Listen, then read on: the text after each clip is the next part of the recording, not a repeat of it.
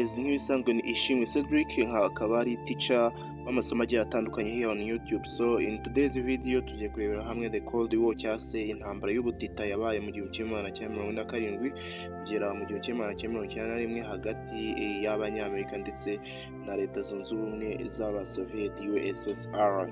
So tugiye kurebera hamwe rero ibijyanye n'intambara ya Cold War. Gusa wowe use YouTube ari ubwa mbere, I would like to remind you to click on subscribe icon kuri ring so that you can be somehow notified in time I upload new video here. Ugaklika kuri share so that this video can reach to many more students, So let's begin. The Cold War between 1947 up to 1991. Shortly after the defeat of their common enemies, that is to mean Germany and Japan, the two superpowers went into economic, political, and ideological rivalries known as the Cold War between 1947 up to 1991. Yes, nyuma y'agahe gato rero zino superpowers ebyiri, ubwo ni ukuva Amerika ndetse n'ubwo na Russia n'Uburusiya cyangwa se Leta Zunze Ubumwe z'Abasoviet, nyuma yo gutsinda abanzi babo aribo Abadage ndetse n'Abayapani, bahise bajya nanone mu ntambara yabo ku giti cyabo ijyanye mu by'ubukungu, mu bya politike ndetse ideal cyangwa se ubwo nituvuga ideological rivalries, tuba tuvuze yama ideas yagiye atandukanye, differential ideas, ubwo ni ukuvuga communism and capitalism. Mu gihe capitalism yari iri ku ruhande rw'Abanyamerika, mu gihe muri Soviet Union yo bari hariyo communism. So ibyo nibyo byaje kwitwa rero intambara y'ubutita, ariyo yabaye mu 1947 kugeza mu 1991. It was so called because there has been no open or direct attack between the USA and the Soviet Union. So bashaka kukubaza rero ati ese nuko iki yiswe intambara y'ubutita? Impamvu rero yiswe intambara y'ubutita nta yindi nuko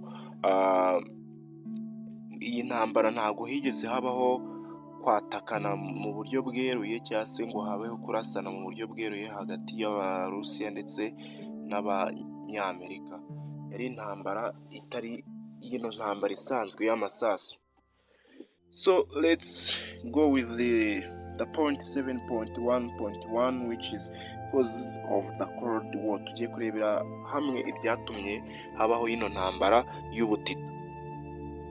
Differences of the principles, cyangwa se kuba bafite amahame agiye atandukanye hagati y'Abarussia ndetse Soviet Union and USA or the United States of America. So let's go deep in explanation of this point.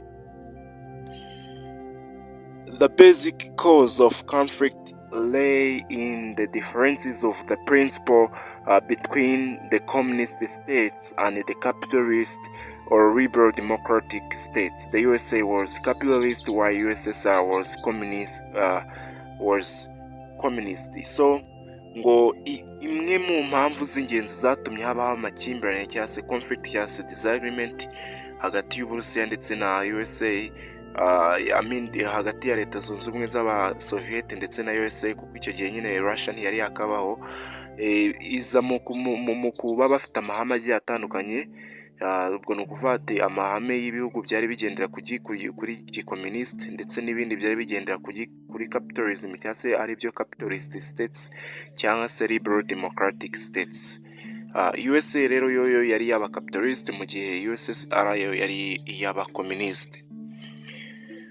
The communist system of organizing the state and the society was based on the ideas of Karl Marx, who believed that the wealth of a country should be collectively owned and shared by everybody.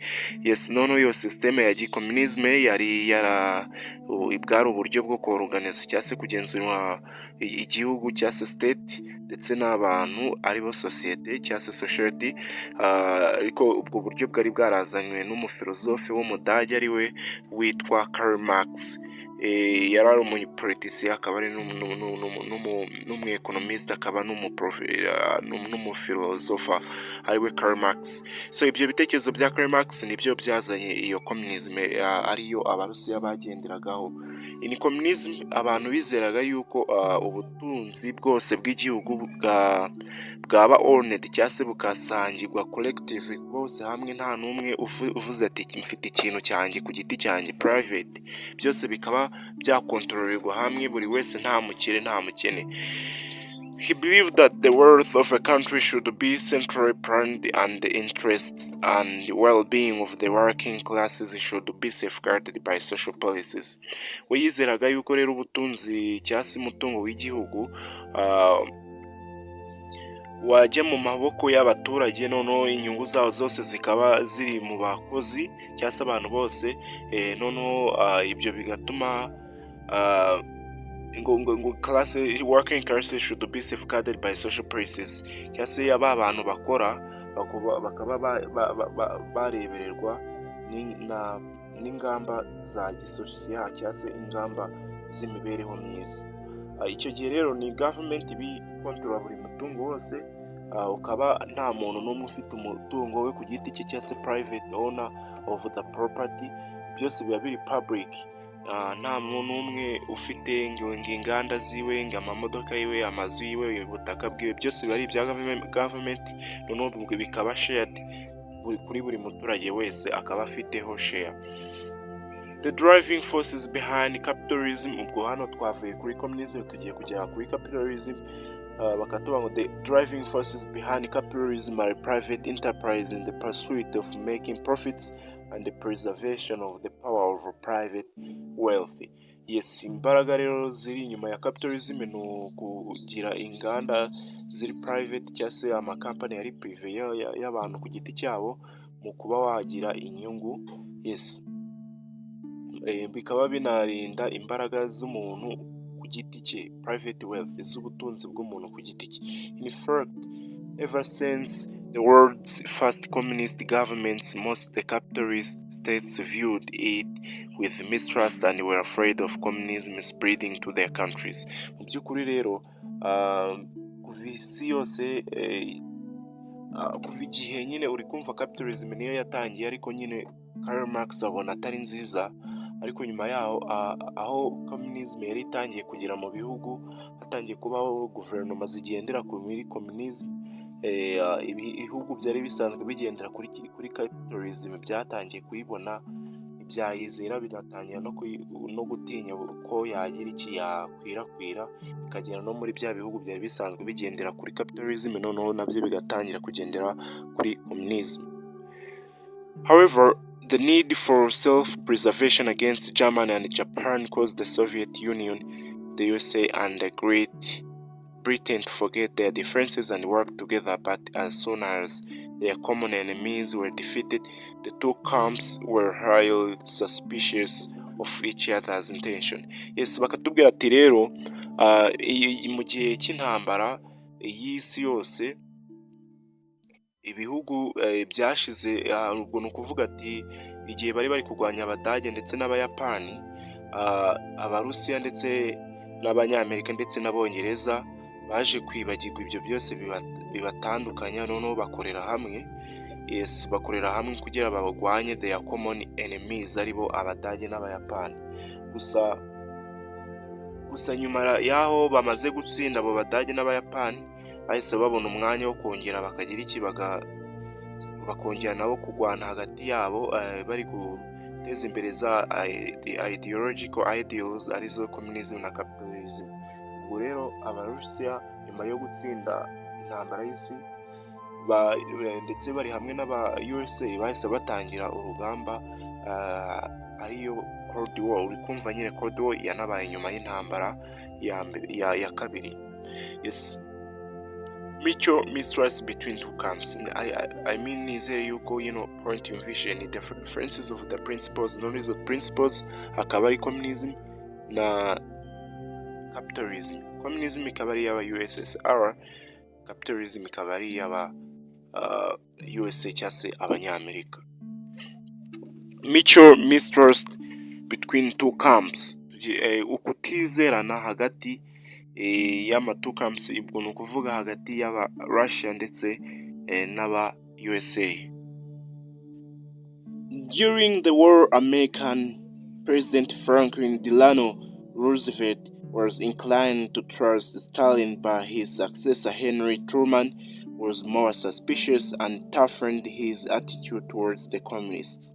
Yes, mu gihe cy'intambara ya kabiri, perezida wa Amerika Franklin Delano Roosevelt yizeraga Stalin cyane, Joseph Stalin, waritsa cyangwa king cya emperor of USSR, yes, ariko waje gusimbura Franklin Delano Roosevelt ariwe Henry Truman,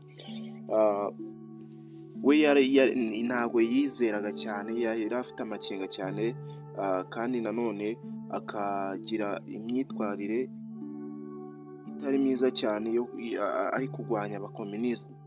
On the other hand, the Soviet Union suspected that the USA and Great Britain were still keen to destroy communism. Nanone ku rundi ruhande rero, abasovieti cyangwa se leta zunze ubumwe z'abasovieti nazo zakekaga ko Amerika ndetse n'abongereza bagifite umugambi wo kugira iki, wo kwangiza cyangwa se bagakuraho communism. Mbese uri kumva nta kwizerana kwari guhari. The Soviet Union felt that the Allies' delay in launching the invasion of France for opening the Second Front, which did not take place until June 1944, was deliberately calculated to keep most of the pressure on the Soviet Union and bring them to the point of exhaustion. Yes, abasovieti yumvishaga yuko kuba izo nshuti zo bari bihuje, ubwo ni ukuvuga aba USA ndetse n'aba Britain, kuba baratinze kwataka Ubufaransa kugira ngo nyine bafungure front ya kabiri. Yes, mu gihe iyo front itigeze iba kugeza mu gihe cyo mu kwa gatandatu, yes, mu gihe cy'A1940. Mbese abarasha bakwiyumvisha yuko uko gutinda kw'aba Allies cyangwa se uko gutinda kw'aba USA n'aba Britain kwataka Ubufaransa ari ukugira ngo igitutu cyinshi kigumye kuba ku Barusiya cyangwa se kuri leta zunze ubumwe z'abasovieti ku mirongo y'urugamba, noneho bahatakariza imbaraga. Yes, noneho nyuma yaho nibamara kwatakaza imbaraga nyinshi, igihe cyo bazaba bari guhangana n'abanyamerika, icyo gihe ntibazabe bagifite imbaraga. Above all, the USA had the atomic bomb and the USSR did not. Nyuma ibindi hejuru ya byose rero, abanyamerika bari bafite ibisasu bya kirimbuzi bikozwe muri atomic bomb, mu gihe leta zunze ubumwe z'abasovieti zo zitari zakagira iyi sasu. Truman did not inform Stalin about the exact nature of the atomic bomb. Yes, uyu muperezida rero ntabwo ari yakabwiye Stalin ibijyanye n'uburyo izo atomic zikora. Uri kumva rero nta kuntu Abarusiya bari barizera Abanyamerika, mu gihe Abanyamerika bari bafite ibisasu bya kirimbuzi kandi Abarusiya bo batari babivumbura. At Yalta and Potsdam conferences respectively took place on February and July 1945. Agreements were achieved, but on many points agreements were not reached. Yes, igihe rero habaye inama ahitwa Yalta ndetse no muri Potsdam, izo nama zikaba zarabaye mu kwa kabiri, hagati y'ukwa kabiri ndetse mu kwa kabiri ndetse no mu kwa karindwi 1945. Kumva ni mu mpera z'intambara y'isi. Yes, noneho z'intangiriro yayo, z'impera yayo. Agreements were achieved, but on many points agreements were not reached. Hari amasezerano bemeranyijeho, ariko n'ubundi ayo masezerano n'ubundi ntabwo yigeze ashyirwa mu bikorwa amenshi, hafi ya yose.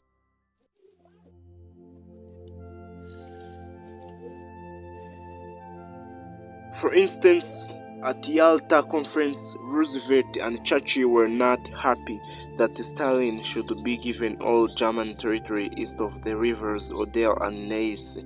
Urugero rero baduha rw'amasezerano yatigeze yaba achieved cyangwa se yatigeze aba reached ni igihe ayo ngaho yabereye mu nama y'i Yalta. Roosevelt na Churchill ntabwo bari bishimiye yuko Stalin yahabwa igice cyose cya nuza cy'Ubudage, ubwo ni ukuvuga mu burasirazuba bw'imigezi ya Oder ndetse na Neisse. No argument was reached at his point. Icyo gihe rero nta masezerano yigeze agira iki agegwaho. At Potsdam Conference, noneho batugariye muri ya nama ya Potsdam Conference yabaye mu kwa karindwi. No long-term agreement was reached. Nta masezerano y'igihe kirekire yagezweho. The big question was whether or when the four zones would be allowed to form again a united country. Yes, ikibazo cyari gihari ni ukumenya niba byashoboka yuko utwo duce tune bari bamaze kwigabanya twazafominga igihugu bukongera bikiyunga kikaba igihugu kimwe nk'Ubudage, cyangwa se nanone bakibaza ati se bundi ni ryari icyo gihe cyagera. Stalin iyo yari mutual mistrust between two camps, kuba batari bari kwizerana hagati y'Abarusha cyangwa se ya leta ya Soviet Union ndetse na USA ifatanyije na Britain. The point ni Stalin's foreign policies contributed to the tensions, cyangwa se policies z'amahanga cyangwa se ingamba z'amahanga ubwo ni mu bya politics za Stalin.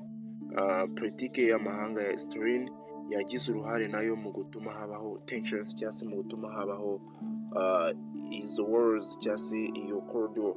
Twagiye tureba izo foreign policies. Stalin had a name of spreading communism to as many countries as possible. Stalin yari afite cyangwa se yari agamije, afite imipango yo gukwirakwiza komunisme mu bihugu byinshi uko ibyo ari byo byose byaba bishoboka. He thus took advantage of the military situation to strengthen Soviet influence in Europe. Ni muri urwo rwego rero yahise afatiranya imbaraga z'igisirikare kugira ngo akomeze Soviet igire uruhare mu Burayi.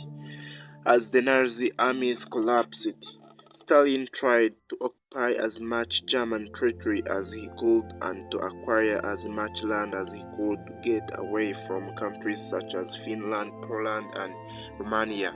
Yes. Mu gihe rero ingabo z'Abanazi zari zimaze gutsindwa, Joseph Stalin yagerageje gufata ubutaka, kugenda yigarura ubutaka, igice cy'ubutaka cyose kinini cyane cy'Ubudage, hafi Ubudage bwose. Nanone akagenda afata ubundi butaka uburyo ashoboye bwose, akagenda bwambura ibihugu, tuvuga urugero nka Finland, Pologne ndetse na Romania. In the months following Potsdam Conference, the Soviet Union systematically interfered in the countries of Eastern Europe to set up pro-communist governments. Rero nyuma y'inama amezi makeya yakurikiye inama ya Potsdam cyangwa se Potsdam Conference, leta zunze ubumwe z'Abasoviyete zatangiye kugirana ibiganiro n'ibihugu byo muri Burayi y'Uburasirazuba kugira ngo batangire guteza imbere leta zigendera ku mahame ya gikomunisite. This extended influence happened in Poland. Ibi rero byaje Hungary, Bulgaria, Albania and Romania byaje kwagura influence cyangwa se ukukontorora kw'Abarusiya mu bihugu bigiye bitandukanye, tuvuga urugero muri Pologne, muri Hungary, muri Bulgaria, Albania ndetse na Romania. In some cases their opponents were imprisoned or murdered. Yes, rimwe na rimwe rero mu bageragezaga kubagwanya bari gudashaka yuko iyo komunisme yakwirakwira barafungwaga cyangwa se bakanicwa. By the end of 1947, every state in that area with the exception of Czechoslovakia had a free communist government. Yes, mu mpera z'igihumbi kimwe magana cyenda mirongo ine na karindwi buri gihugu muri ako gace havuyemo Czechoslovakia, ubwo ni ukuvuga buri gihugu mu Burayi bw'Iburasirazuba byose byari bimaze kugira leta igendera ku mahame ya gikomunisite yahagejejwe na USSR. The West was alarmed at what they took to be Soviet aggression. Yes, noneho rero uburengerazuba, ubwo nituvuga uburengerazuba wumve Europe, ya Western Europe ndetse na USA. Rero bo baje gufata ibyo bintu byo gukwirakwira kw'iyo komunisme nk'igitutu cy'abasoviyeti cyangwa se cy'aba leta zunze ubumwe z'abasoviyeti. They believed that Stalin was committed to spreading communism ever as much of the globe as possible. Bo bizeye yuko Stalin we afite umurava cyangwa se agamije kuba yakwirakwiza communism mu bihugu ibyo ari byo byose, kabone niyo yaba bishoboye n'umubumbe wose yagira iki yawikwizamo. In March 1946, W. Churchill, in his own speech at Fulton, Missouri, USA, said that the Soviet Union was pulling down an iron curtain. Churchill called for the Western Alliance, which would stand firm against the communist threat. So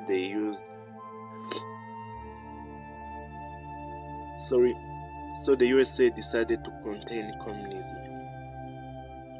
Yes, uyu nguyu mu kwa gatatu 1946 uyu W. Churchill muri speech yagize ahitwa Fulton muri Missouri, muri leta ya Missouri muri Amerika, yaravuze yuko kuba abasoviyeti cyangwa se leta zunze ubumwe z'abasoviyeti ziri gushaka gukwirakwiza communism ari nko gukurura iron curtain cyangwa se wa mwenda wo bashyiramo nuza like irido, yes irido ariko ngo ry'icyuma.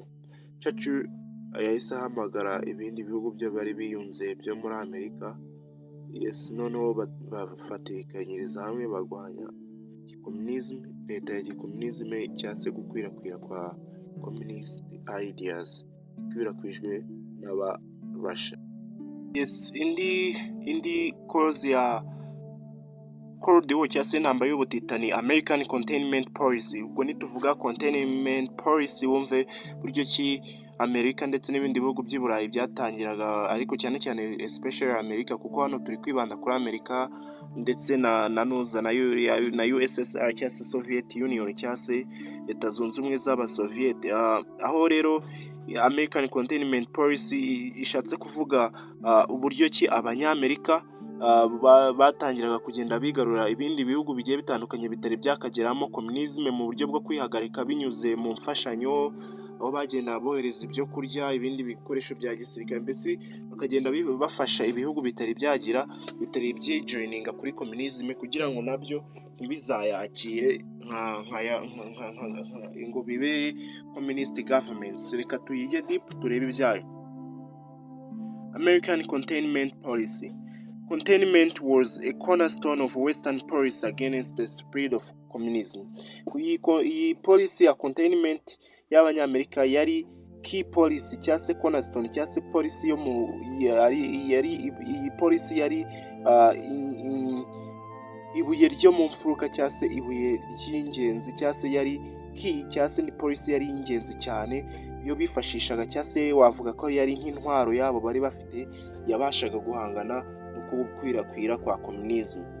The USA and other Western nations began to actively encourage democratic governments in Latin America, West Europe, Africa and Asia. USA rero cyangwa se Amerika ndetse n'ibindi bihugu by'i Burayi byatangiye gushishikariza ibindi bihugu kuba byashinga amaleta cyangwa se amaguverinoma yashingiye kuri kidemokarasi. Ubwo ibyo bihugu harimo Latin America, ubwo nituva Latin America wumve Amerika y'epfo, West Europe, Burayi bw'uburengerazuba kuko ubw'uburasirazuba bwari bwarigaruwe na USSR, Afrika ndetse na Asia.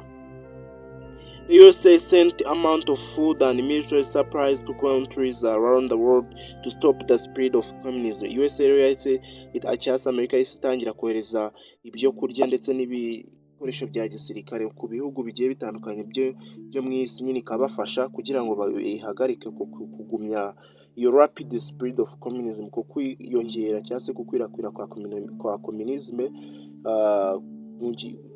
Yes, kuko igihugu cyabaga cyemeye ubwo bufasha cyahitaga cyemeza yuko kizagendera ku mahame ya gicapitalism nk'aya USA. In March 1947, Truman announced that the USA would support free peoples who are resisting subjection by armed minorities or by outside pressures. Yes, mu kwa gatatu rero 1947, Truman yaje gutangaza yuko Amerika yiteguye kuba yafasha abantu kubabohora, free peoples, cyangwa se kubabohora, cyangwa se abantu bari kugenda bahangana na za armed minorities cyangwa se or outside pressures. Ibihugu byabaga bifite imitwe yitwaje intwaro biri guhangana nabyo cyangwa se biri gushyirwaho igitutu cyo hanze. Yes, Amerika yari yemeje kubafasha. Ibyo byose ni ukugira ngo bahite bayiyoboka, bareke kuyoboka USSR na communism yabo. This was the Truman Doctrine. Iyo ni ihame rya Truman. In June, cyangwa se itegeko ryashyizweho na Truman. In June 1947, an economic extension of the Truman Doctrine, the Marshall Plan, was announced. Yes, mu kwa gatandatu rero 1947, kwaguka k'ubukungu bishingiye kuri doctrine cyangwa se ku mahame ya Truman, aribyo byiswe the Marshall Plan, byaje gutangazwa. Yes, as a result of the Marshall Plan, by September 1947, 16 nations of Western Europe had drawn up a joint for using American aid. Ibinyuze rero muri iyo Marshall Plan, mu kugeza mu kwa 9 1947, ibihugu 16 byo mu burengerazuba bw'Uburayi byari byaragiye cyangwa se byarafashwe biri mu bimwe mu bihugu bifashwa na Amerika.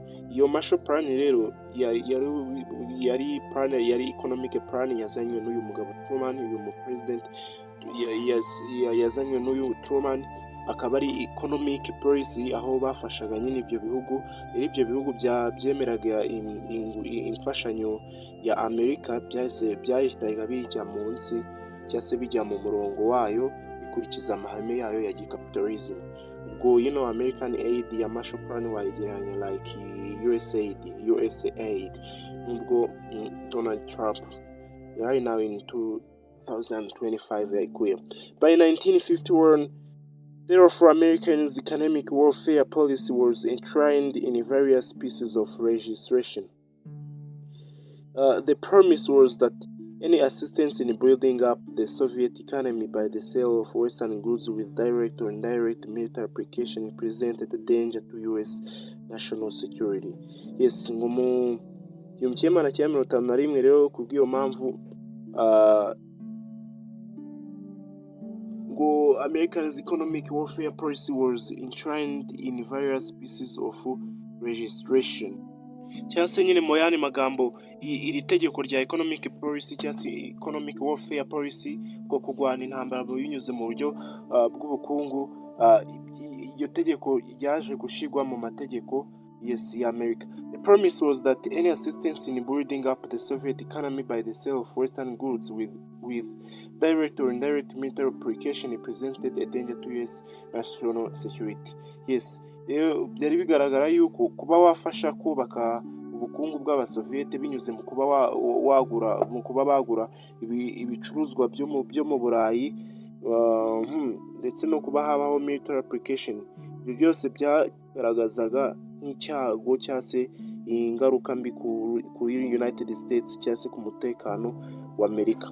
The essence of US policy was the desire to weaken the Soviet economy through denial and to contain Soviet power by retarding the growth of the military industrial infrastructure that would permit Soviet foreign expansion.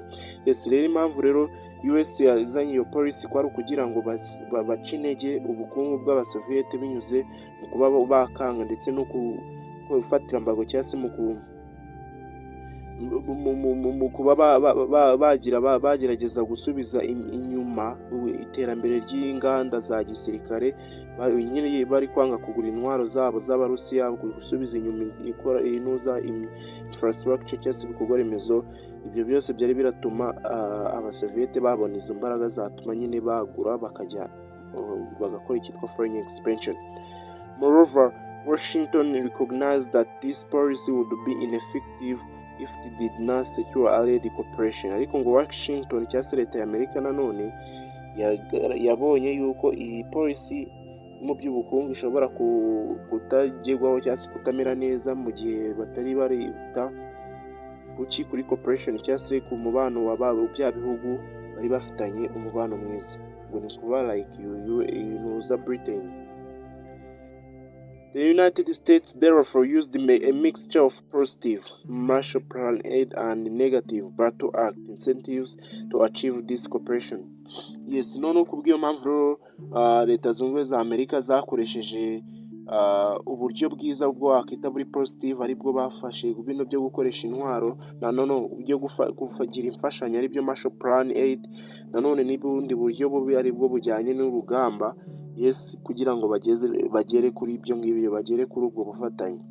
Ibyo byose tukabibona muri n'uyu muntu wanditse Daybell T.L. and Gadis Kitsoje.L 1980 kuri paje ya 62. Icyo gitabo cyabivugaga. Mu 1949 in 1949, the USA joined the countries of Western Europe in a military treaty and formed the North Atlantic Treaty Organization. Yes, mu 1949 rero abanyamerika baje kwihuza n'ibindi bihugu byo mu burengerazuba bw'i Burayi, bigirana amasezerano y'ubufatanye mu bya gisirikare, noneho bahita bashinga yino North Atlantic Treaty Organization cyangwa se amasezerano y'umuryango w'ibihugu bya ruguru ya Atlantique, aribyo NATO.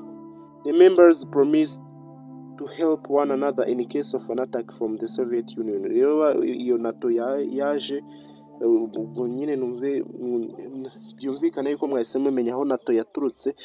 Yes, ari gusa nyine abanyamuryango ba NATO basezeranye yuko bazafashanya igihe Soviet Union yaba yabatatse.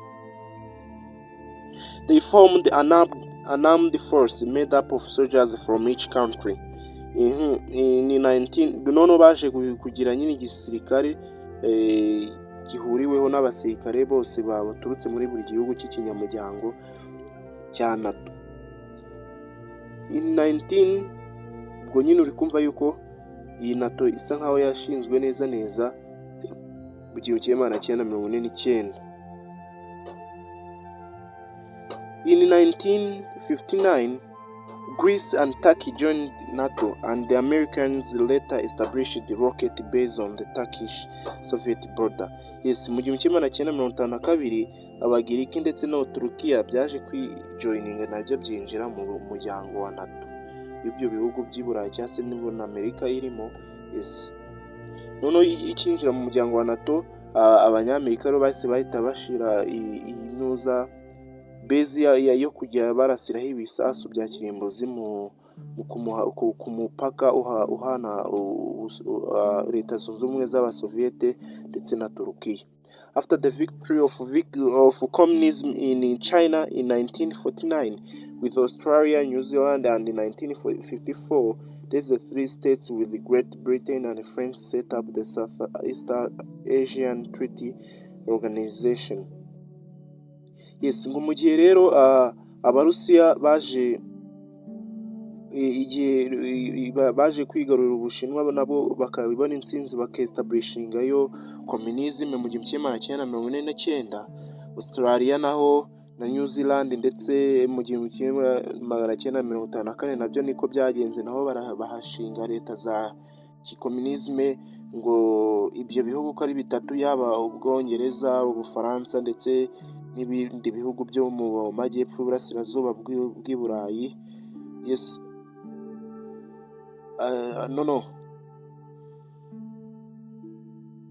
hano Ubufaransa ndetse n'Ubwongereza byaje gushyiraho undi muryango umeze nka NATO ariko witwaga SEATO, akaba ari umuryango w'ibihugu bya South East Asian cyangwa se by'amajyepfo y'uburasirazuba bwa Aziya, nawo wari ushinzwe kugira kujya batabarana. However, only the Asian states, that is to mean Pakistan, Thailand and the Philippines, joined SEATO. Ariko ibihugu byo muri Aziya bitatu byonyine nibyo byajoyininze uwo muryango, ari byo Pakistan, muri Thailand ndetse na Philippines.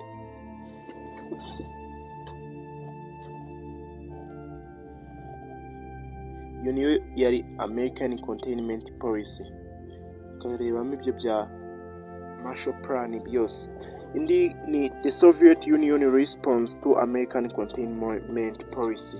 Uburyo result cyangwa se uburyo ya reactings, uburyo iyo Soviet Union igisubizo yashatse nacyo iri kugira igumye ihangane ni American Containment Policy. Stalin responded to American Containment Policy by tightening his grip on the satellites. The Communiform was set up in September 1947. Stalin rero nawe yaje kugira igisubizo afatira cyangwa se imyanzuro afatira American Containment Policy binyuze mu kuba nawe yagumya gushyira imbaraga kuri bya bihugu yari yarigaruriye, yes, nabyo kugira ngo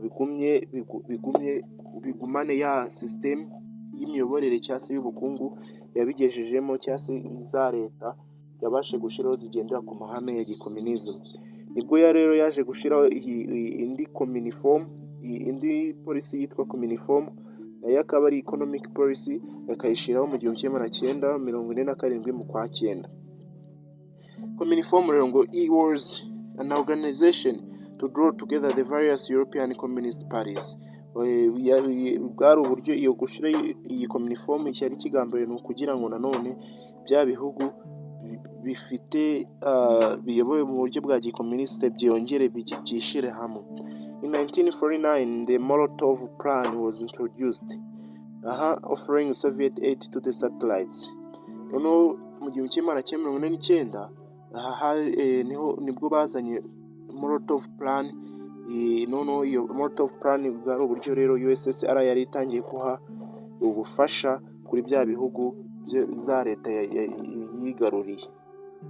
Ubwo kuri Amerika ho kuri Containment Policy yabo bobo yari Marshall Plan, mu gihe kuri Containment Policy yaba Russia ya Soviet Union cyangwa se ya leta zunze ubumwe z'Abasoviet yari